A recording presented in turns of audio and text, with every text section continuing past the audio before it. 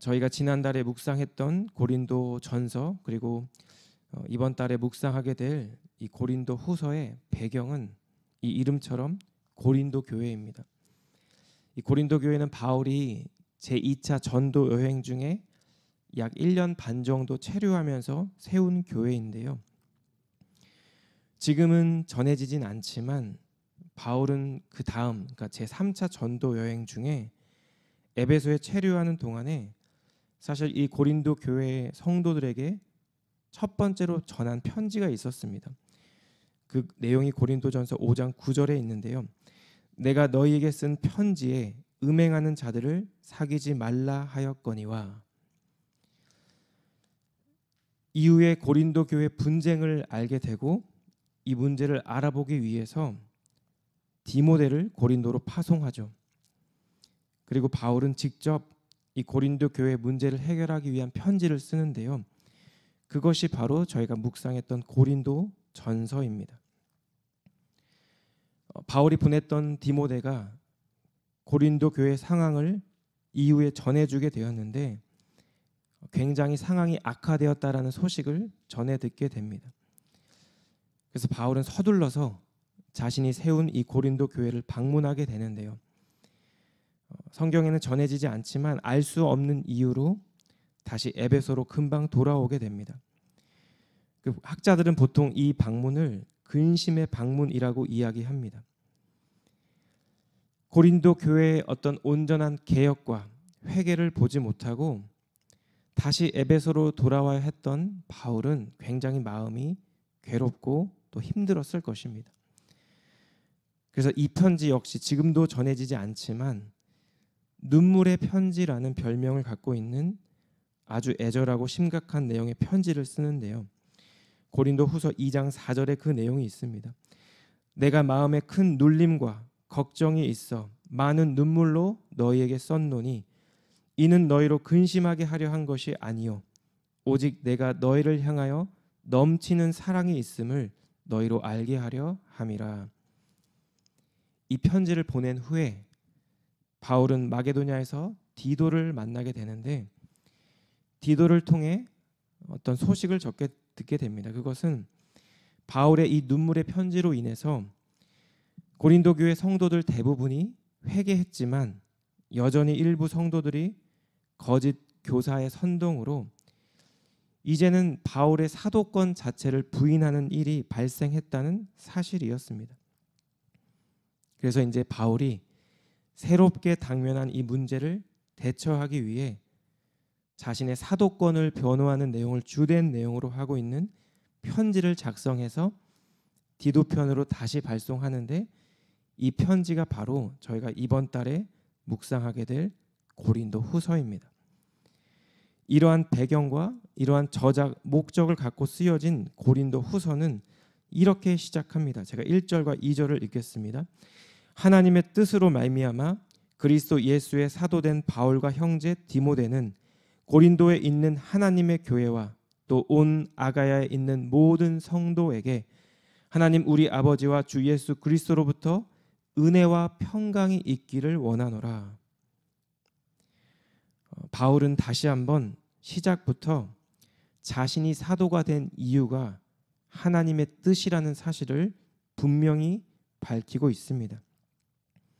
자신이 바로 예수 그리스도의 사도 혹은 예수 그리스도가 보낸 사도라는 사실을 밝히고 있는 것입니다. 그리고 바울은 이 편지의 수신자가 바로 고린도에 있는 하나님의 교회 그리고 아가야에 있는 모든 성도라고 이야기하고 있습니다. 바울이 지금 1절과 2절에서 이야기하고 있는 것은 이것입니다. 주님의 일에 힘쓰는 주님의 일꾼이나 교회 공동체나 모두 주님께 그 주권이 있다라는 사실입니다. 이렇게 주님의 주권을 인정하게 될 때 우리는 2절 말씀과 같이 하나님과 예수님으로부터 오는 은혜와 평강을 누리게 될 것입니다. 이러한 짧은 인사말 후에 바울은 나머지 본론의 단락에서 한 가지 주제에 대해서 집중하고 있습니다. 그것은 바로 고난 가운데 임하는 하나님의 위로입니다. 오늘 본문 말씀에서 3절 이후에만 위로라는 이 단어가 10번이나 등장합니다. 그런데 중요한 것은 10번이나 등장하는 위로라는 단어가 고난, 환난 이러한 용어와 함께 사용되고 있다라는 것입니다. 저희가 알고 있는 것처럼 사실 사도 바울은 그 어떤 사도들보다도 더 많은 고난과 어려움을 당했던 사람입니다. 본문 8절에도 잠시 언급되어 있는데요. 조금 더 자세히 살펴보면 고린도 후서 11장 23절 하반부에서 27절까지 자신이 받은 고난을 바울이 이렇게 소개합니다. 내가 수고를 넘치도록 하고 옥에 갇히기도 더 많이 하고 매도 수없이 맞고 여러 번 죽을 뻔하였으니 유대인들에게 40에서 하나 감한매를 5번 맞았으며 3번 태장으로 맞고 1번 돌로 맞고 3번 파선하고 1주야를 깊은 바다에서 지냈으며 여러 번 여행하면서 강의 위험과 강도의 위험과 동족의 위험과 이방인의 위험과 시내의 위험과 광야의 위험과 바다의 위험과 거짓 형제 중에 위험을 당하고 또 수고하여 애쓰고 여러 번 자지 못하고 줄이며 목마르고 여러 번 굶고 춥고 헐벗었노라. 이러한 모든 어려움을 바울은 한마디로 9절에서 이렇게 표현하고 있습니다. 우리는 우리 자신이 사형 선고를 받은 줄 알았으니. 이 우리말 성경은 이 원어의 뜻을 살려서 이렇게 번역하고 있는데요. 우리는 마음의 사형 선고를 내려야 했습니다. 왜냐하면 이러한 환난과 어려움 가운데 바울은 순간순간 살 소망이 끊어지는 그런 경험들을 했기 때문입니다. 그런데 여러분, 이런 어려움을 겪었던 바울이 이렇게 고백합니다. 3절과 4절인데요. 찬송하리로다. 그는 우리 주 예수 그리스도의 하나님이시요 자비의 아버지시요 모든 위로의 하나님이시며 우리의 모든 환난 중에서 우리를 위로하사 우리로 하여금 하나님께 받은 위로로서 모든 환난 중에 있는 자들을 능히 위로하게 하시는 이시로다. 우리가 함께 살펴본 것처럼 바울은 자신이 복음을 전했던 이방인에게 박해를 받았습니다. 자신이 직접 세운 고린도 교회 성도들에게는 사도권에 대한 도전을 받기도 했습니다. 자신의 동족인 유대인에게는 배신자라는 이유로 심한 반대와 박해를 받아야 했습니다. 이처럼 바울은 사실 교회 안에서 밖에서 많은 고난과 어려움을 당했던 사람이었습니다. 그런데 그럼에도 불구하고 이러한 모든 안팎의 고난과 어려움에도 불구하고 바울은 지금 하나님을 찬송하고 있습니다. 찬송하리로다. 그는 우리 주 예수 그리스도의 하나님이시요 자비의 아버지시요 모든 위로의 하나님입니다. 우리 사랑하는 성도 여러분, 그 비결이 무엇일까요? 우리 함께 본문 5절 말씀을 읽었으면 좋겠는데요. 5절 말씀 함께 읽겠습니다. 시작. 그리스도의 고난이 우리에게 넘친 것 같이 우리가 받는 위로도 그리스도로 말미암아 넘치는도다. 아멘. 고난과 박해 가운데에서도 사도 바울이 하나님을 찬양할 수 있었던 것은 바울 자신이 받은 이 고난을 그리스도의 고난으로 이해하고 있기 때문입니다. 바울을 포함해 성도가 받는 고난이 그리스도의 고난이라는 사실은 우리에게 굉장히 중요한데요. 만약 우리의 고난이 그리스도께서 이미 겪으셨고 그리스도 때문에 받는 고난이라면 그 고난을 이길 힘도 그리스도로부터 나오기 때문입니다. 예수 그리스도께서 십자가의 고난을 당하시고 죽임을 당하시고 부활하신 것처럼 복음으로 인해 고난과 환난을 당한 성도들도 부활하신 예수님과 같이 하나님의 크신 위로를 경험하게 될 것이기 때문입니다. 바울은 그 위로에 대해서 다음과 같이 이야기합니다. 6절과 7절인데요. 우리가 환난 당하는 것도 너희가 위로와 구원을 받게 하려는 것이요 우리가 위로를 받는 것도 너희가 위로를 받게 하려는 것이니 이 위로가 너희 속에 역사하여 우리가 받는 것 같은 고난을 너희도 견디게 하느니라. 너희를 위한 우리의 소망이 견고함은 너희가 고난에 참여하는 자가 된 것 같이 위로에도 그러할 줄을 알미라.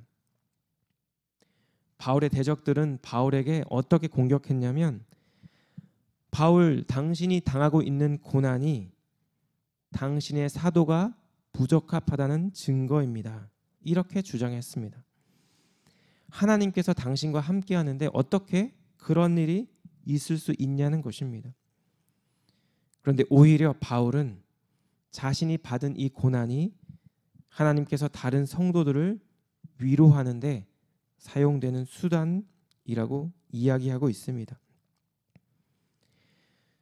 즉 자신이 그리스도와 연합해서 환난을 받고 동시에 그로 인해 이 환난을 너끈히 이겨낼 힘을 또 위로를 얻은 것처럼 고린도 교회 성도들 역시 그리스도와 연합해 있는 존재이기 때문에 동일한 논리, 동일한 원리로 환난 가운데 위로를 경험하게 된다는 것입니다. 저희가 묵상했던 것처럼 사실 고린도 교회는 정말 문제가 많았던 공동체였습니다. 이 모든 문제들 너무나 심각해 보이고 어쩌면 교회의 근간이 흔들릴 수 있는 문제들에도 불구하고 바울은 지금 소망에 대해서 이야기하고 있습니다. 무슨 소망이냐 하면 고린도 교회 성도들도 고난에 참여하게 될 것이라는 소망과 동일하게 위로에도 참여하게 될 것이라는 소망입니다.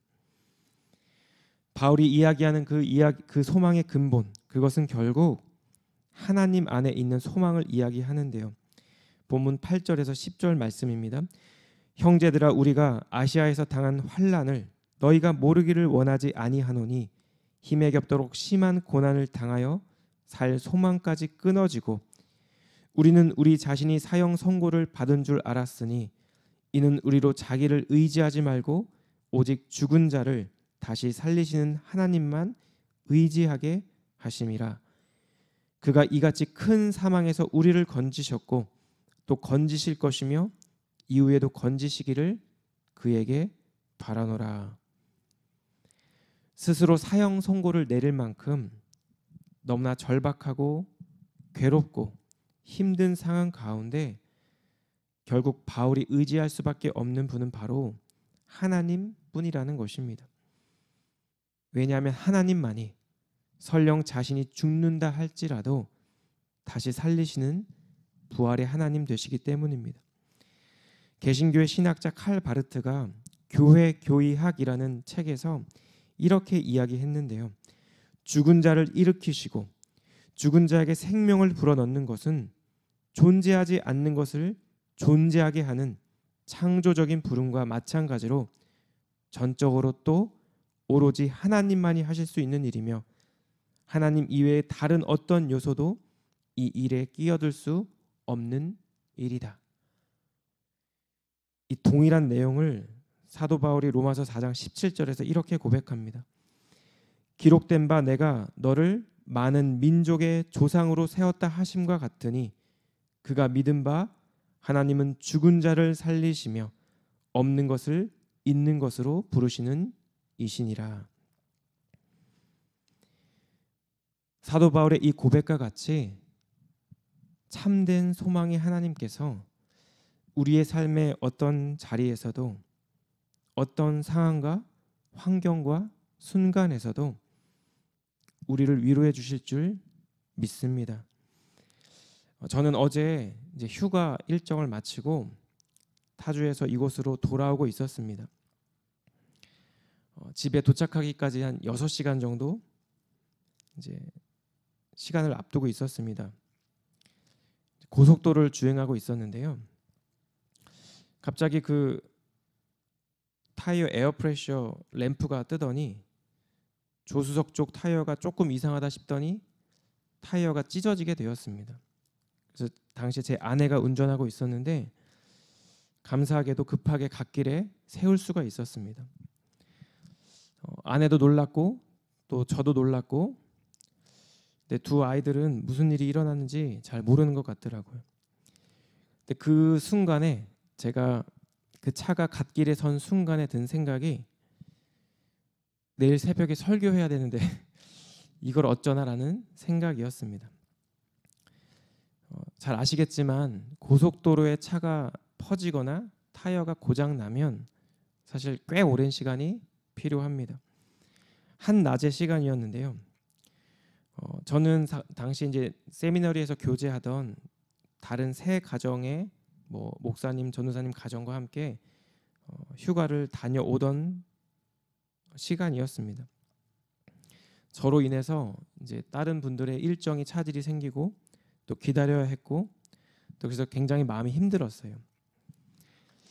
서비스를 불렀는데 이 토잉 서비스가 언제 될지 아무도 알지 못하는 상황 가운데 쨍볕에서 그 갓길에 서 있는 제 자신이 너무 힘들었습니다. 내가 차량 점검을 제대로 안 해서 그런가? 왜 나한테 이런 일이 일어나지? 고속도로를 운전하면서 갓길에 세워져 있던 수많은 차들을 바라볼 때 참 안 됐다 이런 생각을 했었는데요. 그 안 된 사람의 주인공이 바로 저였던 것입니다. 여러 가지 복잡하고 또 어려운 마음, 또 좀 안 좋은 마음으로 이제 있던 순간에 제가 이제 내일이 설교니까 이제 본문을 묵상하고 있었거든요. 근데 오늘 이 본문의 말씀 중에 한 구절이 떠올랐어요. 위로에 대한 하나님의 말씀이었는데요. 사실 아시는 것처럼 고속도로에서 타이어가 파열되면 차가 구를 수도 있고 큰 사고로 이어질 수도 있었습니다. 그래서 너무나도 감사하게도 저희 가족 모두 한 사람도 다친 곳 없이 안전한 곳에 대기하고 있다라는 그 사실이 하나님께 감사했습니다. 저를 포함해 함께 동행했던 내 가정이 이 시간들을 기다려주고 또 실질적으로 빨리 토잉할 수 있도록 도와주는 그 사실이 너무나도 감사했습니다. 만약에 우리 가정 혼자 고속도로를 달리다 이러한 일이 일어났을 때 그때는 어떠했을까? 그때는 내가 이 일들을 감당할 수 있었을까? 이런 고민이 있었습니다. 오늘 본문의 말씀에서 위로로 번역된 헬라어가 파라클레시스인데요. 이거의 원어 뜻이 옆에서 돕는다라는 뜻입니다. 그러니까 그저 말로 괜찮아 이게 아니라 옆에 있어주고 실질적으로 도와준다라는 것이죠. 저는 이 본문에 포함되어 있는 이 구절을 직접 어제 6시간 정도 체험을 했습니다. 성령의 다른 이름이 헬라어로 파라클레토스죠. 보혜사로 번역된 이 단어도 제가 말씀드린 위로와 같은 어원을 갖고 있는 이름입니다. 우리가 환난과 고난 가운데 있을 때 우리를 당신의 백성을 실제로 돕는 분이 바로 성령 하나님이라는 것입니다. 타이어가 찢어지는 사고로 저는 어제 12시쯤 도착했는데요. 하지만 사고를 처리하고 자동차를 수리하고 또 기다리는 그 모든 시간들이 고난 가운데 임하는 하나님의 위로, 옆에서 도우시는 성령님의 위로가 무엇인지를 개인적으로 경험하고 또 묵상했던 그런 시간이었습니다. 그리고 더 나가서 나도 내 동승자가, 내 동행자가 저런 일이 일어났을 때 같은 마음으로 알아봐주고 도와주고 기다려주면 좋겠다라는 소망을 갖게 되었습니다. 이 아침 하나님의 말씀 앞에 있는 저와 여러분들은 분명히 삶을 살아가면서 우리가 이해할 수 없는, 또 우리가 때로는 받아들일 수 없는 어떤 어려움, 또 어떤 낙심되는 상황을 맞이하게 될 것입니다. 그럴 때마다 오늘 함께 읽고 묵상했던 이 말씀을 기억하며 그럼에도 불구하고 여전히 우리 옆에서 우리를 도우시는 그 성령님을 통해 하나님의 위로를 경험하는 복된 인생 되기를 주님의 이름으로 축복합니다. 더 나아가 우리를 한우리 교회의 한 지체로 부르신 그 부르심을 따라 나의 삶이 또 내가 하고 있는 사역과 내가 주님께 드리는 기도가 다른 한 지체에게 하나님의 위로가 되는 하나님의 귀한 축복의 통로가 되는 귀한 삶이 되기를 우리 예수님 이름으로 축복합니다. 우리를 공동체로 부르신 그 목적과 이유가 지체를 섬기고 그 지체를 위로함에 있다는 사실을 기억하며 우리가 서로가 서로에게 참된 위로자로 격려자로 하나님께서 너무 사랑하시는 우리 한우리 공동체를 함께 더욱더 든든히 세워나가는 우리 모든 성도님들 되기를 우리 예수님 이름으로 축복합니다. 기도하겠습니다. 하나님 아버지, 우리 삶의 어떤 자리에서도 어떤 환난과 고난과 어려움 가운데에서도 우리의 참된 소망 되시는 주님을 바라볼 수 있도록 하나님 저희를 도와주시고 은혜를 베풀어 주시기를 원합니다. 오직 우리 주님만이 우리의 참된 소망 되심을 고백하며 우리 옆에서 친히 우리의 마음을 만져주시고 위로해 주시는 그 주님을 경험하는 오늘 하루 되게 하여 주시옵소서. 주님, 우리를 위로하시는 성령 하나님의 능력에 힘입어 우리도 다른 누군가에게 아파하고 힘들어하고 외로워하는 다른 누군가에게 하나님의 사랑과 위로를 전하는 주님의 위로자가 되기 원합니다. 오늘 하루를 살아가며 이 말씀을 기억하고 또 말씀을 묵상하는 가운데 주님께서 떠올려 주신 사람을 생각하고 그 사람을 위해 기도하며 또 위로할 수 있는 귀하고 복된 하루 될 수 있도록 하나님 은혜를 베풀어 주시옵소서. 그렇게 선하게 행하실 주님께 감사드리며 이 모든 말씀 예수님 이름으로 기도드렸습니다. 아멘.